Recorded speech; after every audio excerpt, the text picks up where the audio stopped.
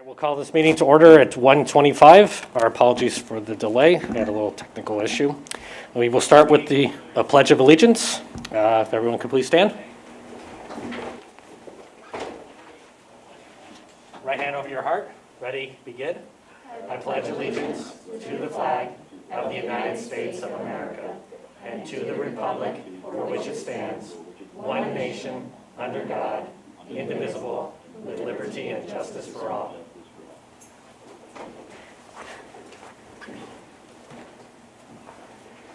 Okay.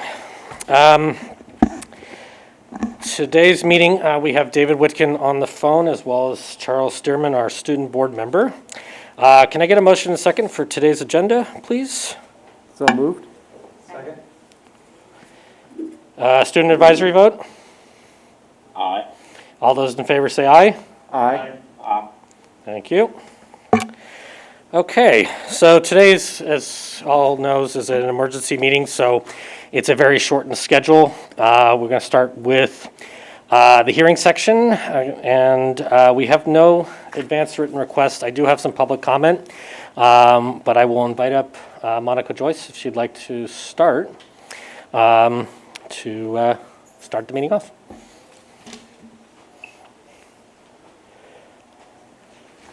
Good afternoon. I'm Monica Joyce, President of the Redondo Beach Teachers Association. The reopening of classrooms for in-person instruction requires time and planning. Staff needs a minimum of 2 weeks in which to prepare for the return of students. This takes a collective effort by administration, classified staff, and our membership. There are a myriad of tasks that need to be completed before a grade level returns on site. Cohorts need to be created after input from parents. Families need time to arrange for childcare. Classrooms need to be prepared for 6 feet of physical distancing. Materials need to be ordered and received. Subs need to be hired for those who can't return. We cannot just flip a switch and start teaching in a hybrid model. Teachers need time to obtain childcare for their own children, elderly parents, or others who have been under their care during the pandemic. They also need time to prepare for hybrid teaching. This planning cannot be done while we are teaching during virtual instruction. Teachers must have 2 days to prepare for on-site students who will have asynchronous instruction. IT needs to come out and work with each teacher to make sure their technology is set up and ready to go. This takes time. On another note, we also want to make it very clear that when we agreed to allow students to return for in-person instruction, when their parents felt that they were ready to come back, this meant that students would return in a few weeks. Students may not stay home for the remainder of the school year and remain in the hybrid model. We must have administration support on this matter. Thank you. Thank you. Board members, have you guys had a chance to read all the public comment? I have. Up to number 13. I have to hop off, everyone. Okay. Up to 13. Okay. My only question would be is do we want to jump to discussion and then read public comment afterwards, or do you want me to read public comment first and then go to discussion? Not all at once, please. Yeah, I'd say could do public comment first. Okay. Even though it's That's fine. redundant to- If you had, yeah, okay, that's fair. All right, so we have 13 public comments. Make them as short and sweet as we can. First one, I'd like to suggest that RBUSD better utilize our outdoor spaces for teaching space based on more airflow and to enable more students on campus safely at the same time. Our students need more than 2.5 days of in-person on campus, and we do have the space to accommodate it. If the problem is with equipping outdoor spaces with tools for instruction such as projectors, can we have a discussion on how to solve this problem? Thank you, Alice Hong. Public comment number 2. The district is now able to open our classroom to students with news that dozens of elementary schools will be permitted to reopen for in-class instruction for student grades TK through 6. Making our children a priority for academic and social and emotional success should fuel the work of admin and staff to allow students to come back to class immediately. The district has had ample months to prepare for in-person instruction, so there should be no more delays or excuses. We are asking that for those who would like their children to attend campus, do so without delay. Do what is best and right for all children. Open RBUSD schools. Farrah Krutz. Number 3. Will school year be expanded to make up for all the work that has been missed without in-person teaching? Currently guiding teaching ends at 12:30, as well as allowing middle schoolers enough time to have in-person school this academic year. Anu Kumar. Number 4. I hope that RBUSD can try to reopen in-person class for the 6th graders. Ivana Pastonchian, I believe. I apologize for butchering the name. Number 5, I would request the board broaden the participation on the think tank to include parents that are not employed by the district. Parents are the most important stakeholders in the reopening process and therefore need a fundamental part of the group, which is creating the strategy and execution around the reopening. This is the most important issue facing our district today, so I look forward to seeing this group expanded to parents. Best regards, Jens Wessel. Number 6, schools, parents, and teachers are understandably pushing for the reopening of schools, and recent news has pushed the excitement of that idea forward, but RBUSD has not fulfilled the CDC guidelines to do so. Items not yet accomplished are as follows: ensure proper ventilation. All rooms are not equipped with 2 doors or functioning windows, and no fans have been provided. Plexiglass is not installed in all classrooms. Testing, contact tracing is not in practice. Individual supplies have not been provided. Outdoor time, recess pickup, drop-off plans not communicated. What are the plans to address these shortcomings?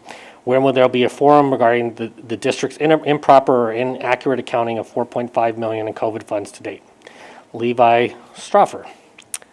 Public comment number 7. Dear board, it is time that you sincerely listen to parents of the community that you were elected to serve. We want our kids in school. Our children are suffering academically and emotionally. Many of us are dual working families, single parents, and or healthcare essential workers. If you truly understood what we are facing every day, perhaps you would have a little bit more urgency in addressing this problem and would have already devised a safe return plan. I refuse to call what has happened this last year's school. My elementary son goes to a good school with excellent teachers, but 3 hours of school with 2 breaks in no way constitutes adequate teaching. But 3 hours a day of school with 2 breaks, do you understand what my day looks like? I wake at 6:30, do some of my own work before the school day starts. I have to make sure that both my children are signed in and attending their classes and meeting throughout the day.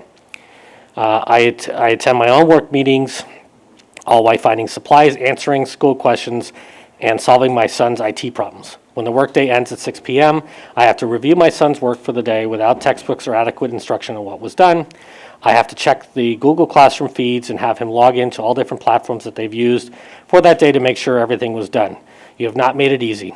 I only go to this extent because I realize that he hasn't done science work for 5 weeks and nobody noticed. Then I go back and complete all of my own work I missed during the day, attending to his needs. I worked 10 to 14 hours for the last year. Have you? I don't think so. Because if so, you and the think tank certainly would have devised all the potential scenarios for returning to school. You have shown to be reactive instead of proactive and have not given parents the transparency we are entitled to. You spent the bulk of your CARES Act fund money on teacher training and more electronics without, it appears, an eye towards physical plant changes that would be required to meet the demands of social distancing.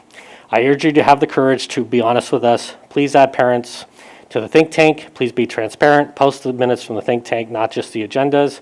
Please tell us where the plans are for reopening all the scenarios. Lastly, please be honest if you're not planning on a full return to campus in the fall. We all have lives and we have plans as well. We have a right to choose a different educational option that might better meet the needs of our family instead of being strung along by a district that refuses to make a decision until forced. Teresa Chid Esther, I believe. Number 8. Esteemed members of the board, my name is Skylar Rudich, and I am a proud 6th grade teacher at Paris Middle and the parent of a 5th grader attending Toledo Elementary. I am writing today to urge the school board to reconsider the push to introduce 6th grade middle schoolers to campus before LA County Department of Health has issued guidelines for secondary schoolers. I'm asking that you consider that within RBUSD, 6th grade students attend middle school. I understand LA County Department of Health guidelines offers language that includes K through 6, but this language is meant for elementary level that houses a K through 6 population. our graders attend middle school. It seems that the same concerns about safety that arise for grades 7 through 12 would also arise for 6, with 6th graders attend a secondary school sites such as Paris and Adams. LA County Department of Health guidelines require a cohort size not to exceed 14 students. However, nearly every sixth grade at Paris is in excess of 28 students, and many are 31. Why, when split, would exceed the hybrid cohort size limitations. In addition, our sixth grade classes do not operate in self-contained classrooms like grades 3 through 5 at the elementary level. Our sixth grade transition between teachers and classrooms just like students in grades 7 through 12 do. The same class-to-class and teacher-to-teacher transmission risk that exists for 7th and 8th also exists for 6th graders in our middle school. Please hold off on bringing 6th grade students to campus until it is safe for all middle school grade levels to be brought on campus. I would urge you to consider that all middle and high school students, including the 6th graders at our middle school, just all underwent a scheduling change that shift their block periods from something that would accommodate the split cohorts into our RBUSD hybrid model with a block schedule that has students switching between their even and odd periods from day to day. The schedule does not seem to meet the hybrid model that was proposed by the district at the beginning of the year. I'm concerned that the added stress of another schedule pivot would be detrimental to the mental health of our children, especially our SPED population, while thriving on routine and order. Finally, I beg you to consider both the physical and mental health of our 6th grade teachers. Do not make us the district's guinea pig or sacrificial lambs to test the reintroduction of students at the secondary level, allowing us to be the opportunity to be vaccinated before requiring middle school teachers to be back in person with students. Please wait to bring the 6th graders to campus when it is deemed safe for all secondary students. Thank you for your time and consideration. Bess Schuyler Rudich. Public comment number 9. Dear members of the board and cabinet, given the important nature of this meeting, I wanted to share my comments, but given the timing, I'm unable to appear in person since I am currently engaged in distance learning with my students. As a member of the reopening think tank and RBTA's executive board and bargaining team, I've been immersed in the LA County Department of Health's COVID safety protocols and plan to returning to in-person instruction since last spring, as many of you have. And as many of you have had to navigate the consistent changing advisories, protocols, and processes that our district has had to interpret and implement as board members and members of the district leadership team, you've been privy to many conversations at the county's highest levels of decision making and have been able to hear things directly from the horse's mouth.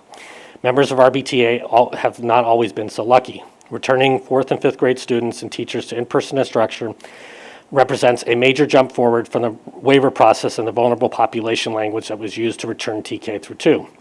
I would ask that you provide all employees a copy of the written directive and protocols from the LA County Department of Health and indicate how RBUSD is going to implement and follow them.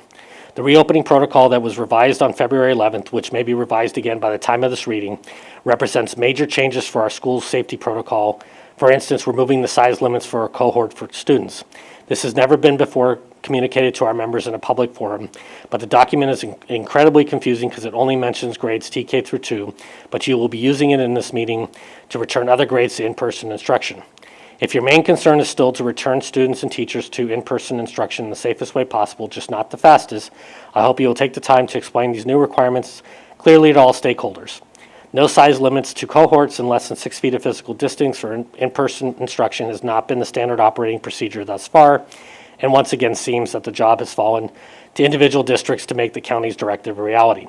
My request is that you take the time to show in writing and explain all these concerns and reasons for these changes. Thank you. Sarah Robinson, RBTA, Vice President and Bargaining Chair and Teacher at RUHS. Number 10, I'm speaking on behalf of my TK and third grade students.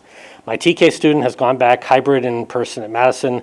My third grade is patiently waiting to return next week. My son, who is in TK, has been thriving being in his classroom with his teacher, Mrs. C, and his peers. He absolutely loves it. I can see him openly back up similarly because his face-to-face encouragement and social interaction. We have long known that our children need to be in the classrooms. A couple months ago, my third grade daughter at Washington was showing signs of lack of interest to want to see friends, which is completely unlike her. I felt like it was retracting socially. Signed her up for an in-joke pod with 10 other children, mostly to socialize her. And it instantly brought her back to a happier spirit with her studying around her peers again, playing outside, lunchtime together, drawing together. Now it is proven that COVID cases are lowered. It is time.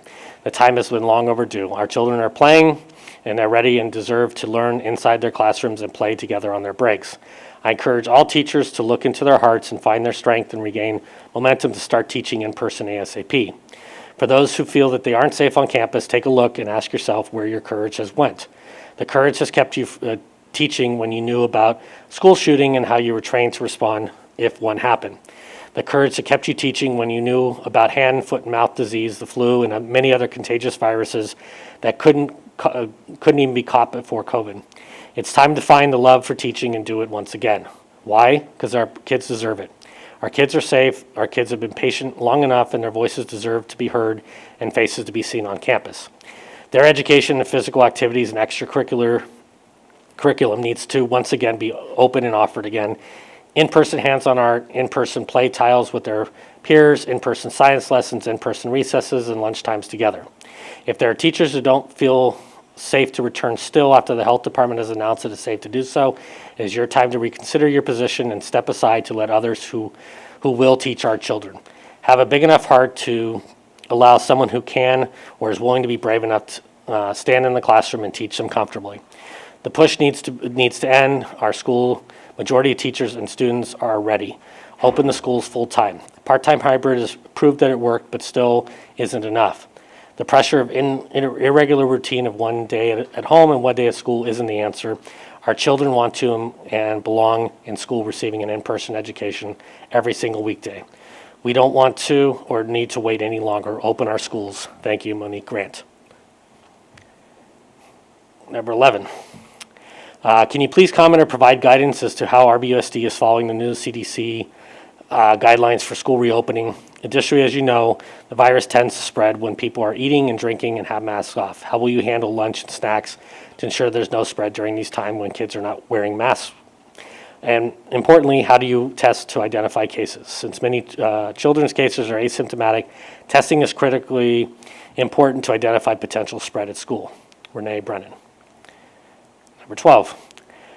With the COVID numbers going down and younger grades allowed to return in-person instruction, when will high school students get to go back again?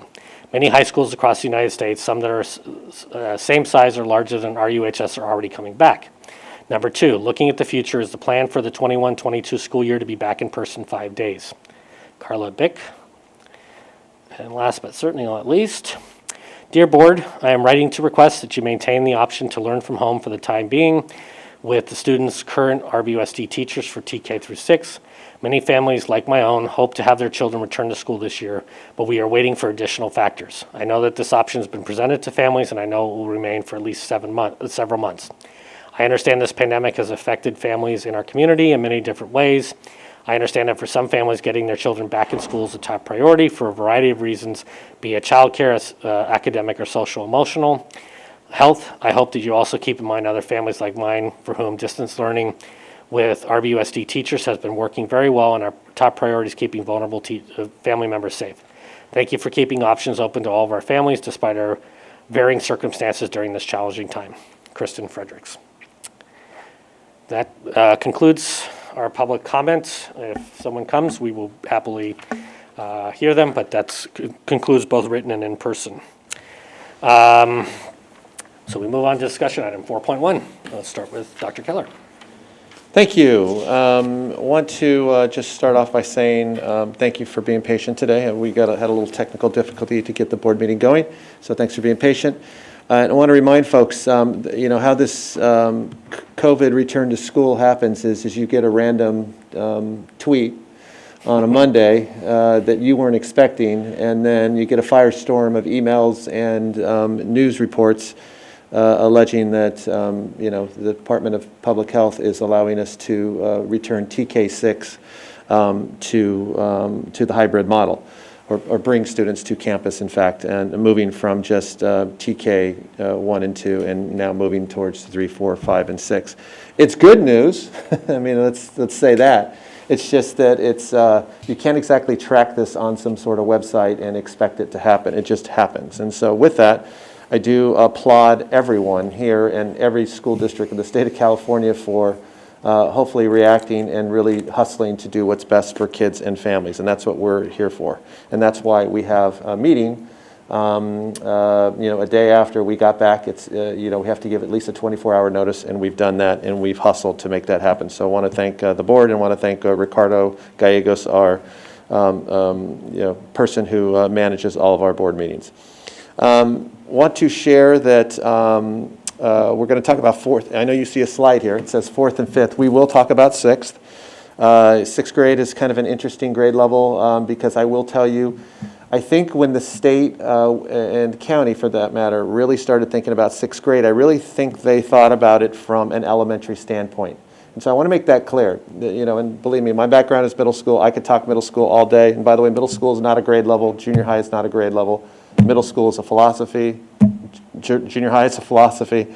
And what you get here is kind of a philosophy of old school, where sixth grade is part of an elementary school. Because the point is, and Dr. Wiles is going to talk about this in a little bit, when you only have one cohort, essentially you're limited in your cohort expansion, I should say. It really does limit our sixth grade model, and we'll talk about that in a little bit. But for fourth and fifth, this is very doable. And just to make it clear, we are getting closure on the state and the county providing the language of 6 feet separation between students and staff members in classrooms. I don't know if they've uploaded their document, although there is written verification that it's now moving to 6 feet apart where it originally started in classrooms. So the social distance piece is in play now as we move through this process. And we'll get that confirmed with LA County Department of Public Health in writing to all of our staff members. And so let's start with grades 4 and 5 and our thoughts. First of all, I want to read to you real briefly. This is what came on, I think it was Monday evening, basically from the LA County Department of Public Health, which is odd, by the way. We got 2 emails from the LA County Department of Public Health on Monday evening. Basically, we hit the threshold, I won't read the first paragraph, where we can return TK6 to school for the hybrid model. And so basically the bold part below, it says, this encouraging news means that dozens of elementary schools would be permitted to reopen for in-class instruction for students grades TK through 6. I think the interesting piece is I would say it's a lot more than dozens. And so I think that's good news for LA County and good news for kids. And so what I wanted to do is we've spent some time on this and really try to honor a lot of the things we've been doing thus far and have been successful. And so basically what you see for the return of 4-5 is today, of course, the Board of Education meeting. Elementary principals tomorrow would send their 4-5 families. This is the pattern we've developed, and it's been successful thus far, to the families to select the learning model. The deadline for 4th and 5th graders is February 24th for families to make their selection. We notify regarding cohorts on the 26th. The asynchronous, the days where the teacher is getting ready for the return of his or her students, and the excitement is March 1st and 2nd. That's a Monday, Tuesday. And then, of course, as you can see, March 3rd and 4th are the days, depending on your cohort, when, if you've chosen that model, that you would return to school. And so we wanted to provide that to the board as kind of the grades 4 through 5 staff recommendation based on the best information we have today. And then Dr. Wilds will talk about 6th grade. So the question is, what about 6th grade? Once upon a time, 6th grade lived in elementary schools in RBUSD. So similar to what Dr. Keller was mentioning at the beginning, what's important to note is that many LEAs, local education districts, charter schools around California still include 6th grade in their elementary model. Those 6th grade students are then operating under a single teacher, multi-subject teacher. So I want to talk about why 6th grade is trickier here at Redondo Beach and some of the language that is still lingering in the guidelines from LA County that's tying us up a little bit right now. So currently, our 6th grade students, we operate under a secondary model. They're not at our elementary sites. Students are currently enrolled in 6 classes with a minimum of 4 different teachers. So let's talk about the teachers. Teachers at our middle schools in 6th grade have a minimum of 5 sections, equating at a minimum to 10 cohorts. So if we take those 5 sections, split them into their A and B, that's a total of 10 cohorts. Well, the guidelines currently, as they currently stand with LA County Department of Public Health, prohibit teachers from working in person with more than those 2 cohorts. More than 2 cohorts, that's 1 period. That, in essence, ties our hands with being able to do period-by-period rotations. So we are very hopeful that LA County now is going to recognize this little bit of a hamstringing that's happening with 6th grade, and we can get some further guidance that supports the needs of our secondary students. And we say secondary, we mean 6 through 12. Because this guidance is going to, this limitation of limiting a teacher to just 2 cohorts is going to hamstring us all the way up. So that being said, what's our goal? Again, we're very hopeful that we're going to get new guidance, but we don't want to wait on new guidance. So our goal is to develop a short-term on-campus solution under the current guidelines, pending additional guidance that will support their needs. This kind of interim solution will allow for we want to allow for a quick pivot to period rotations as soon as that's available.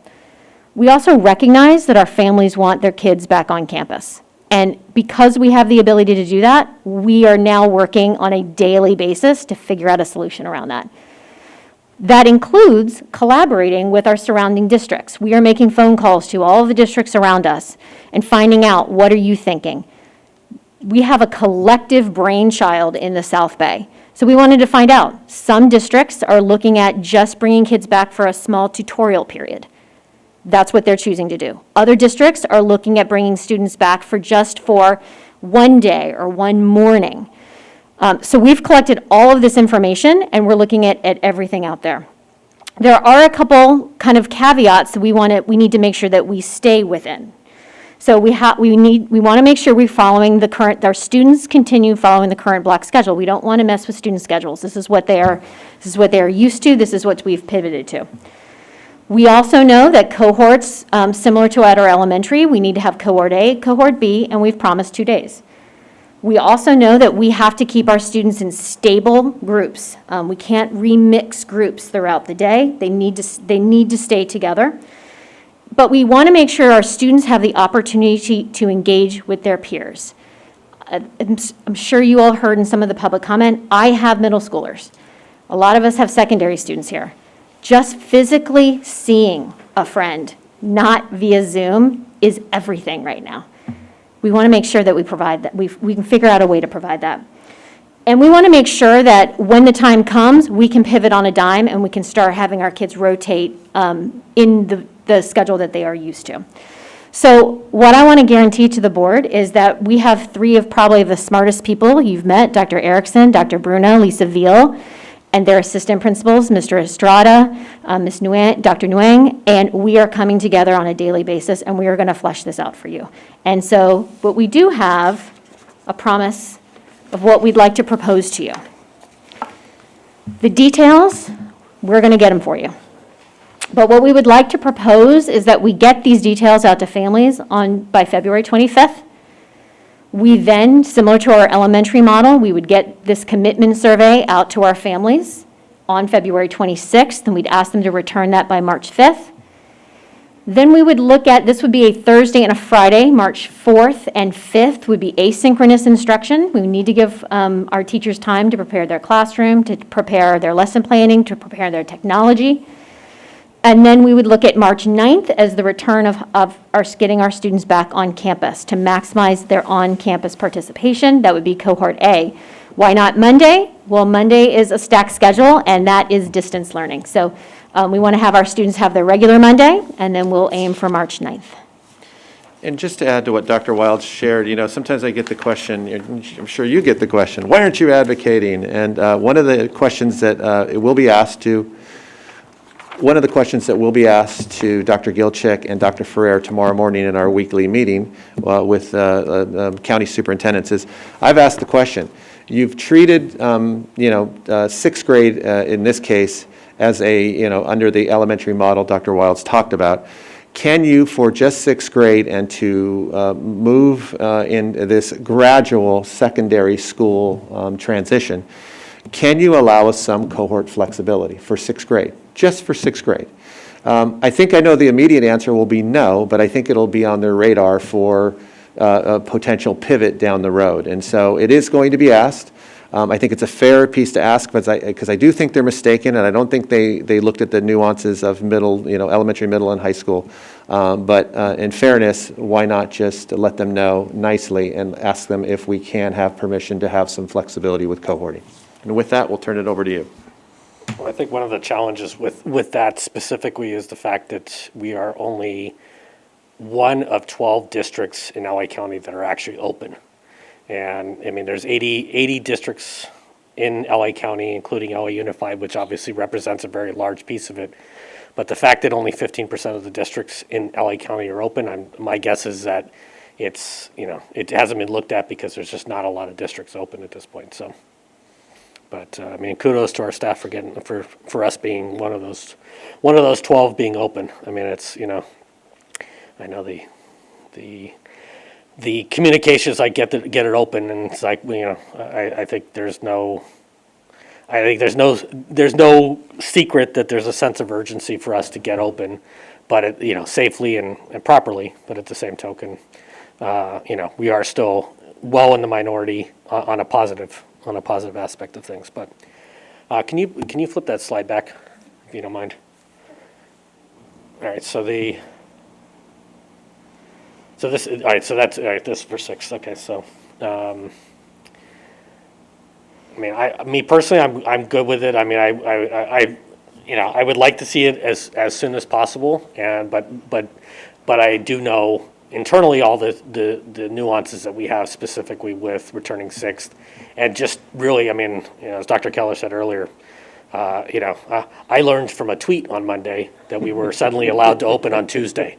And I can't tell you the amount of parents that were emailing me that I've been in contact with over the last 6 months, texting me otherwise going, are you opening tomorrow? I'm like, no, there's just no physical way. And, as Monica alluded to earlier today, it's, really most people don't understand what it takes to get a campus open. It's not as simple as just, okay, the rooms are there, let's open the doors. And especially for campuses, I mean, every one of us sitting here on the dais have kids in schools or have had kids in schools. We all understand that you want them. I have a 9th grader. I would love for him to see the campus this year. Whether that happens, I wait for my Sunday night tweets at this point. So, but all joking aside, I mean, I think the timetable's there. I think parents really need to understand it's not that we don't want you back. I believe we are the only district that even has a plan at this point to bring 6th grade back, at least in the South Bay. And, but we're operating, less than 48 hours from when we got notice that this was even happening. So, I mean, I'm in support of it as long as everything, we obviously meet the guidelines, we do it safely. I would give direction that, at least from my standpoint, I think this is the I'm good with the timetable here, so. Yeah, I also agree that, this is a good way to move realistically as fast as possible due to the constraints of everything that was talked about. The only thing I'd love for you to add in the back of your head is whatever you're going to do to figure out how it's going to work for the 6th graders, something like that for 12th graders, so that we can have a plan that's ready when we finally get to the point where they're going to actually allow that. Since 6 is secondary, maybe we can that might be next. So I will tell you, the high school think tank and the Ed Services team, we're meeting next week. So everything is on the table. Great. Well, I'm pretty comfortable with 4 and 5. We're meeting the 2-week requirement. We've committed to that. We need to hold that commitment. We're doing the two synchronous, asynchronous days. That's important. Give it some time to get things together. I'm feeling pretty comfortable. I'm wondering, I have a lot of questions on the secondary side. I think, this is a framework we can look at. I think we need to collaborate a little more with the rest of the stakeholders in the think tank, and I think we'll have a think tank meeting tomorrow. Hopefully, we can devote a lot of time to the sixth grade question in the think tank. We also, I think we have another regular school board meeting next Tuesday.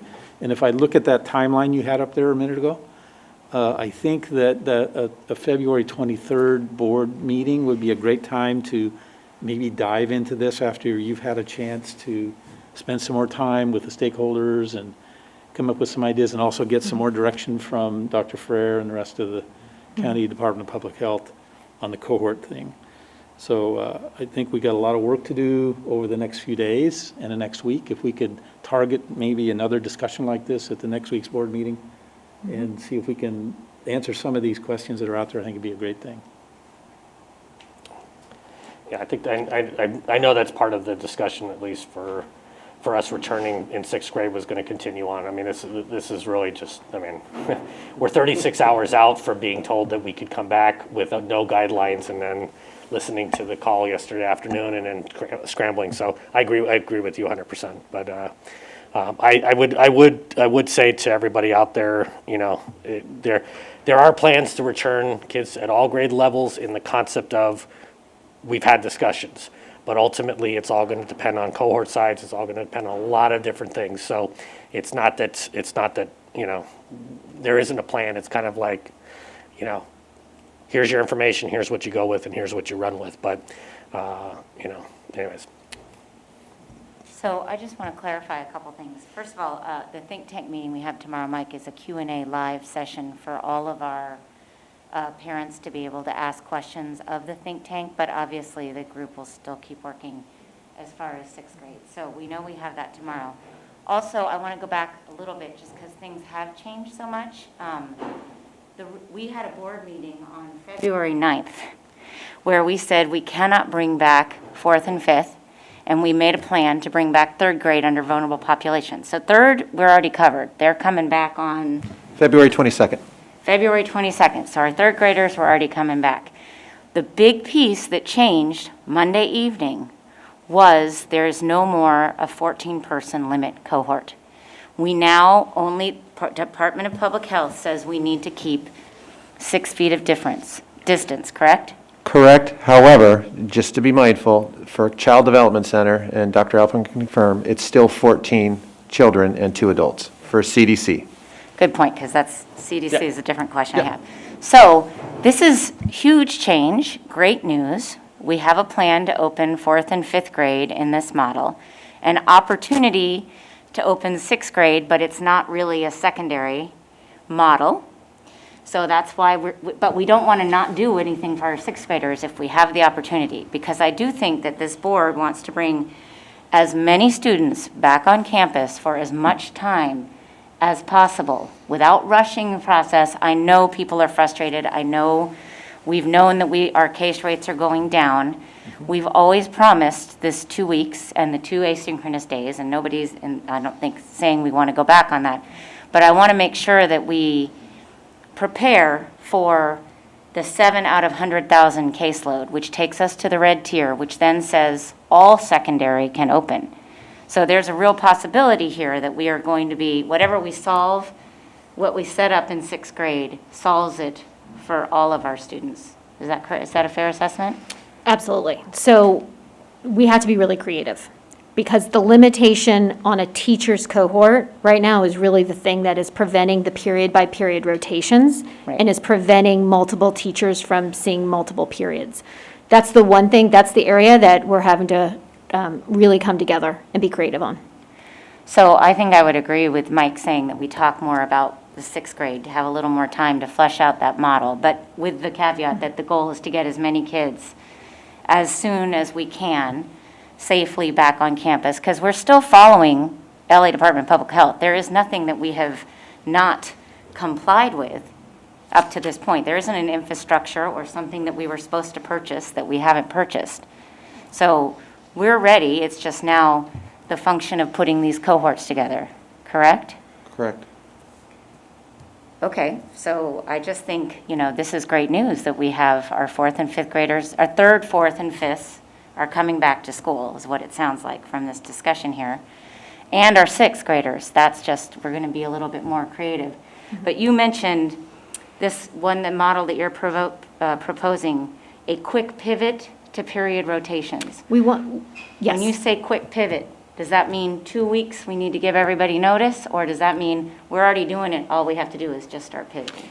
We anticipate, just like we got a tweet on Monday night, we anticipate that same level of notification when they say you can expand and we can start moving kids around the campus again. So we don't want to necessarily have to wait to change that model. We want to get our kids back on campus in some form of capacity. We want them starting to get that sense of normalcy back. We want them to be able to learn the protocols, how to physically distance there, and we want them to get eyes on their friends. And then that'll allow us this kind of interim, kind of short-term solution, will allow us to give them, our kids at least that, and then when we get some additional guidance that supports the needs of secondary students, we'll be able to change. The schedule will stay the same, so the schedule wouldn't change for students. I'm glad you brought up schedule. So when we change schedules, that schedule change in no way meant we can't go back to hybrid learning at a secondary level, correct? Not right now, Dr. Wesley, no. Okay, so this would be almost like a trial run, if you will, for, once we have that quick pivot, so that wouldn't be a 2 weeks. Every time we bring the kids on campus, from back in August, when we brought our English language learners on for initial LPAC testing, to our PSAT testing, we have learned tremendous amounts of information, and so that's what we hope to learn from 6th grade too. So these are, this is our 3rd week of in-person schooling, correct? Yes. Because we've been back in school, so, Yeah. From TK through 2nd grade, we're adding on 3rd, 4th, 5th. We're doing it as quickly as we can with getting everybody, stakeholders involved, correct? And Sure. then it looks like we may have a even bigger plan solved for 12th grade. All of this feels like really good news. It may not be tweetable and suddenly we open the doors as much as, but it sounds like, if I'm reading it correctly, that's what we have set up here. Success all the way through to 12th grade, potentially. I don't know if I'd say it that way. I don't know if I'd say it that way, because I think Okay. if we No, I got wasn't- into the red tier, it Right. changes. Right, so and the I'm- red tier is, we didn't think the 25 out of 100,000 was possible. The 7 out of 100,000 Right. could be, correct? Yeah. And we'll still be guided by public health. This Yes. isn't us deciding this. Correct. I just want to respond really quickly about the schedule so there isn't confusion, because you're asking a lot of great questions. That's why we need a little more time. Sure. And so coming back next week to share those details would be great, because we do have a schedule for in-person return, and we have a schedule for students learning at home. So we need to sit down and figure out what that's going to look like when we bring 6th grade. And so I think giving us a few days to do that and flesh that out would be beneficial, and then share that openly with the board. Okay. And as long as we're talking schedule, I'm assuming that we are still not planning on having the children eat lunch on campus, so that we don't have to worry about maskless Right, we have 30 no minutes together. desire to change the schedule in terms of students leaving the campus and doing a grab and go. Okay, just wanted to make sure there was no change there.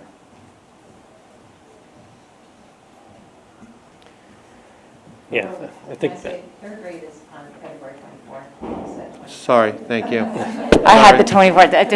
That's a Monday. I was going to. 22nd's a Monday. Thank you. No, 24th, not the 22nd? You're right. I believe I'm you, wrong. I wrote it down. So this plans for even asynchronous days for 6th grade, even at this point, but we'll come back more with 6th grade for this. And then as far as our think tank meeting, I think that we should also clarify whether our think tank isn't the one that decides whether 6th grade is coming back or not. No. That's what's decided in the school board. We can come up with great ideas and things, but the think tank itself doesn't decide whether schools open or close, or how quickly they open or close. So, Correct. And thanks Raymond, for correcting me. I was looking at the wrong week on the think tank. yeah. Yeah, Well, it all blurs tomorrow is together, the- Mike. is We've the had a key. lot of meetings, and we have another board Yeah. meeting on Tuesday, so. Yeah. But I'm sure we'll hear a little bit tomorrow about that. Yeah, Subject. I expect the rules are going to change again between now and then. And, if my personal belief that we're going to the red tier in the next week or so is correct, I think it's going to change yet again. it's my personal statement, not, not gospel or not anything to go by, but my overall overriding point is this thing literally changes minute by minute, day by day. And, I give the staff a lot of credit for, really, ebbing and flowing.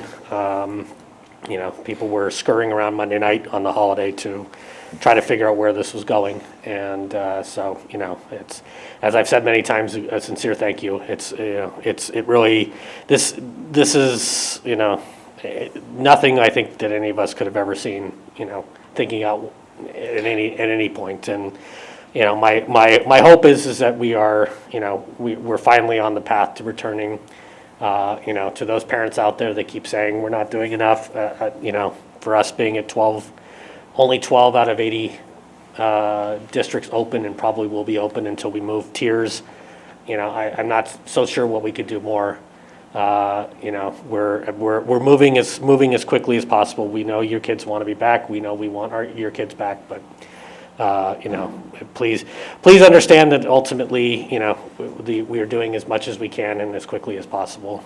And so we thank you for your patience. But Well, and President Serkin, if you could maybe just take a minute for Dr. Keller could talk about what is the continuation of the option for the full distance model for those families that want to stay in that going forward here?